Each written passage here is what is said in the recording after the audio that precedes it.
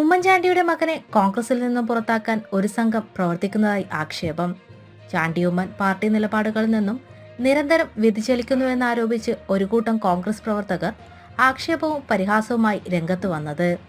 Maharashtra governor C രാധാകൃഷ്ണനെ പുതുപ്പള്ളിയിലേക്ക് ക്ഷണിച്ച് പരിപാടിയിൽ പങ്കെടുപ്പിച്ചതിനെതിരെയാണ് ചാണ്ടിയുമ്മനെതിരെ പടയൊരുക്കം ആരംഭിച്ചത്. നേരത്തെ മുഖ്യമന്ത്രി പിണറായി വിജയനെയും അഭിനന്ദിച്ച് ചാണ്ടിയുമ്മൻ രംഗത്ത് വന്നിരുന്നു. കോൺഗ്രസ് നേതാക്കളിൽ ഇത് അതൃപ്തിക്ക് കാരണമായിരുന്നു.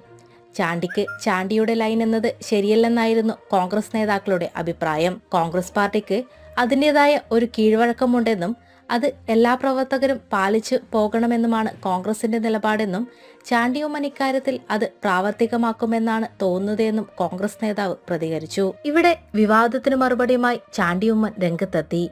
ഉമ്മൻചാണ്ടിയുടെ പേരിലുള്ള കായിക പരിശീലന പദ്ധതി ഉദ്ഘാടനം ചെയ്യാൻ മഹാരാഷ്ട്ര ഗവർണറായ CP രാധാകൃഷ്ണനെ ക്ഷണിച്ചത് വിവാദമാക്കേണ്ടതില്ലെന്നാണ് ചാണ്ടിയുടെ പ്രതികരണം. ഉമ്മൻചാണ്ടിയുടെ കല്ലറ സന്ദർശിക്കണമെന്ന് ആഗ്രഹം ഗവർണർ ഇങ്ങോട്ട് അറിയിക്കുകയായിരുന്നു. അദ്ദേഹം പുതുപ്പള്ളിയിൽ വരുമ്പോൾ പരിപാടിക്ക് വിളിച്ചതിൽ എന്താണ് തെറ്റ്?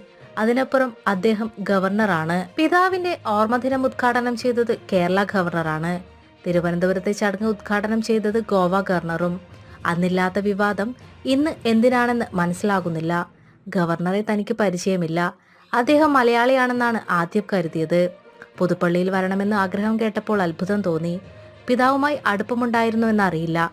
VS അച്യുതാനന്ദനെ കാണാനും ഗവർണർ താൽപര്യം പ്രകടിപ്പിച്ചിട്ടുണ്ട് എന്നാണ് തന്റെ അറിവെന്നും ചാണ്ടിയുമ്മൻ പറഞ്ഞു. RSS പ്രവർത്തകനായിരുന്ന ഗവർണറെ ഉമ്മൻചാണ്ടിയുടെ പേരിലുള്ള പരിപാടിക്ക് വിളിച്ചതിൽ കോൺഗ്രസിൽ ഒരു വിഭാഗത്തിന് അനിഷ്ടമുണ്ട്.